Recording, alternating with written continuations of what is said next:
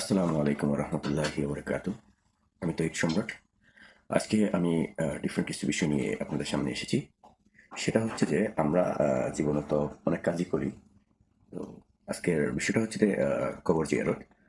জিয়ারতের উদ্দেশ্যে আমাদের সবসময় সূরা ফাতিহা একবার পড়তে হয়। আর বিসমিল্লাহ শহীদ সূরা ইখলাস ৩ বার পড়তে হয়। ৩ বার ইখলাস এবং সূরা ফাতিহা একবার পড়লে আ জিয়ারতের সওয়াব পাওয়া যায়।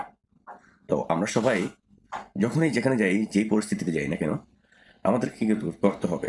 একটা কবরে গিয়ে যদি আমরা যদি জিয়ারত করতে পারি, তাহলে আমরা অনেক সওয়াব পাবো এবং কবরে যারা আ আছেন, তাদের জন্য অনেক ভালো, অনেক সওয়াব পাবেন।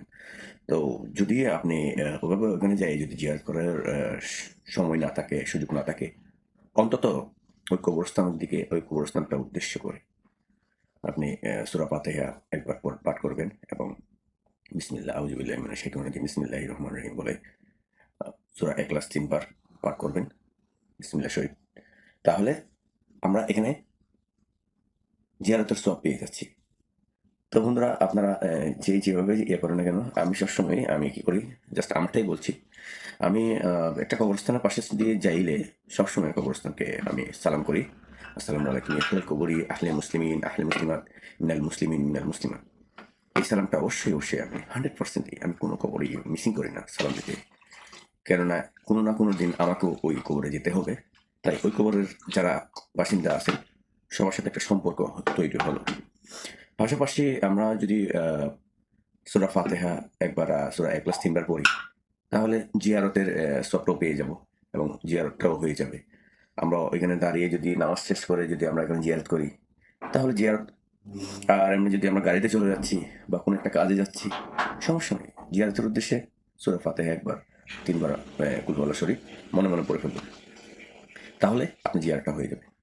তো কিভাবে পড়বেন সেটা আমি আপনাদেরকে শুনাচ্ছি। আপনারা শুনুন। আউযু বিল্লাহি মিনাশ শাইতানির রাজিম। বিসমিল্লাহির রহমানির রহিম। আলহামদুলিল্লাহি রাব্বিল আলামিন আর রহমানির রহিম।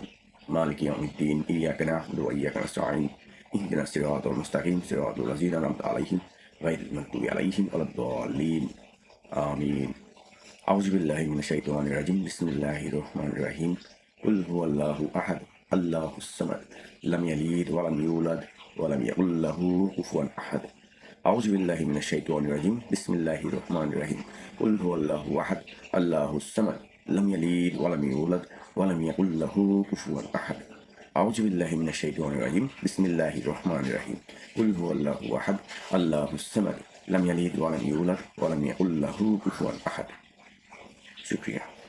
এই যে আমি আপনাদের সামনে এই যে সূরা ফাতিহা, সূরা ইখলাস ৩ বার পাঠ করেছি, আমার কিন্তু জিয়ারত হয়ে গেছে। কেননা আমি জিয়ারতের নিয়ত নিয়ে জিয়ারতের উদ্দেশ্যে আমি পড়ে ফেলেছি সূরা ফাতিহা, সূরা ইখলাস। ইনশাআল্লাহ তাআলা কবুল করার মালিক। তাহলে ইনশাআল্লাহ আমরা আজকে কালকে প্রতিদিন যদি এভাবে জিয়ারতের উদ্দেশ্যে যদি আমি একবার হলেও দিনে সূরা ফাতিহা এবং সূরা ইখলাস ৩ বার করে পাঠ করি, তাহলে আশা করি প্রতিদিনই আমাদের জিয়ারতের সওয়াবটা প্রত্যেকটা কবরে পৌঁছে যাবে। আপনি আল্লাহর কাছে দোয়া করতে পারেন যে এই জিয়ারতের সওয়াবটা হুজুর পাক সাল্লাল্লাহু আলাইহি সাল্লাম থেকে শুরু করে যত নবী কেরাম আছেন, যত সাহাবায়ে কেরাম আছেন, হযরত আলী, মা ফাতেমা, হযরত হাসান, হুসেন রাদিয়াল্লাহু তাআলা আনহু, যত আউলিয়া কেরাম আছেন, তারপরে যত কবরবাসী আছেন, সবার কবরে সবার রওজায় বকশিস করে দেয় আল্লাহ।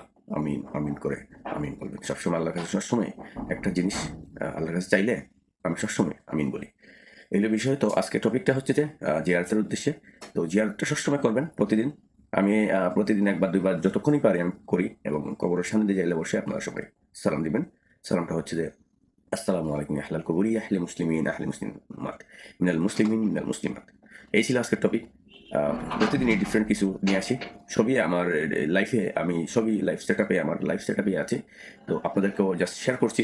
যদি আপনার ভালো লাগে তাহলে অবশ্যই আপনি নিজের মধ্যেও আমার মতো কিছু সেটআপ করতে পারেন। আর তাছাড়া আমাদের এটাই দায়িত্ব। সেটআপের কোনো সাবজেক্ট না। এটা যদি আপনি আমল করেন, আপনার জন্য ভালো হবে, আপনার ফ্যামিলির জন্য ভালো হবে, আপনার প্রতিবেশীর জন্য ভালো হবে, আপনাদের বংশের যারা কবরবাসী আছেন সবার কবরে সবটা পৌঁছে যাবে। এই জন্য সবাই দুনিয়াতে থাকেন, দুনিয়ার মানুষের জন্য দোয়া করেন। কবরে যারা আছে তাদের জন্য দোয়া করতে হবে। তারা নাই বলে কি তাদেরকে আমরা কি স্মরণ করবো না? অবশ্যই স্মরণ করতে হবে। একদিন না একদিন আমরাও তো তাদের পথের প্রতীক হয়ে যাব। তখন আমাদেরকে কিন্তু আমরাও কিন্তু সবার আশায় থাকবো। আমরা এই দুনিয়াতে যদি যাই করে যাই, এই দুনিয়াতে যা করে যাব আমরা কবরে যাইলে কিন্তু তাই পাবো। এবং আমরা এই যে প্রতিদিন আমি কবর সালাম করে যাই, জিয়ারত করে যাই, কোন আল্লাহ কোনো না কোনো ব্যক্তির উসিলায়, কোনো না কোনো ব্যক্তির উসিলায় আল্লাহ পাক আমাদের কবরও কিন্তু এভাবে সালাম দেওয়াবেন এবং এভাবে জিয়ারত করাবেন ইনশাআল্লাহ। সেই আশায় আমরা জিয়ারতের উদ্দেশ্যে সূরা ফাতিহা একবার, সূরা ইখলাস পাঠ করবো ইনশাআল্লাহ। আজকের থেকে আপনারাও চেষ্টা করেন, আশা করি পারবেন। এটা তেমন কষ্টের কাজ না, জাস্ট আমলের কাজ। একটু আমল করেন, দেখবেন সব ইজি হয়ে যাবে। তাছাড়া আমি এইভাবে তো আপনাদেরকে মানে আপনারা পারবেন, আপনারা করবেন, সেটা ওইভাবে আমি বলতে পারি না, আমার দ্বারা সম্ভব না। আমি ওই ভাষাটা জানি না, নিজের মতো বুঝে নেন। ভালো থাকবেন সবাই। এতক্ষণ আমি আপনার সাথে ছিলাম তৈরি সম্রাট। ডিফারেন্ট আজকে কিছু নিয়ে এসেছি, সব কিছুই আমার নিজের লাইফের সেট আপ জিনিস আমি আপনাদেরকে শেয়ার করি। That's it. ভালো থাকবেন সবাই, সুস্থ থাকবেন, নিরাপদে থাকবেন এবং আমাদের জন্য দোয়া করবেন। আসসালামু আলাইকুম ওয়া রাহমাতুল্লাহি ওয়া বারাকাতুহু। ভালো থাকবেন।